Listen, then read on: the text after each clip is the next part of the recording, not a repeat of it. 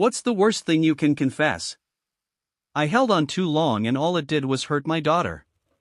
My daughter had multiple congenital birth defects that led to a lifetime of complications. With medically complex kids, you fix one problem and create two more. She lived 11 years. It was probably 9 years too long. She lived most of her life in hospitals. Literally months at a time. She would sometimes be home a week or two and then end up back in. I don't think she ever spent more than 2 consecutive months out of the hospital in her entire life, until she went on palliative care. She was more comfortable in the hospital than anywhere else. How sad is that? She was the warrior kid. That was her whole identity.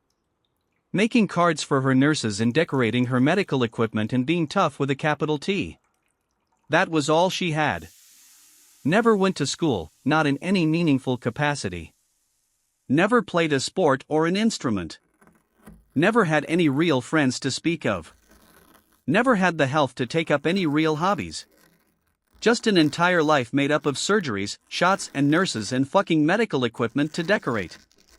I gave her a pathetic life. There wasn't a single intervention I wasn't willing to put her through to buy more time. She was the happiest, most accepting kid I've ever met, but in the last 6 months she was done. I refused to listen. She asked me over and over again if she could just stop.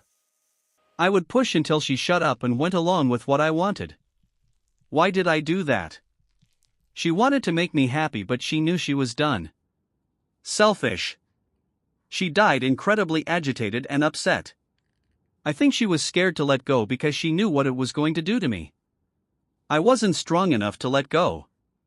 I'm so sorry.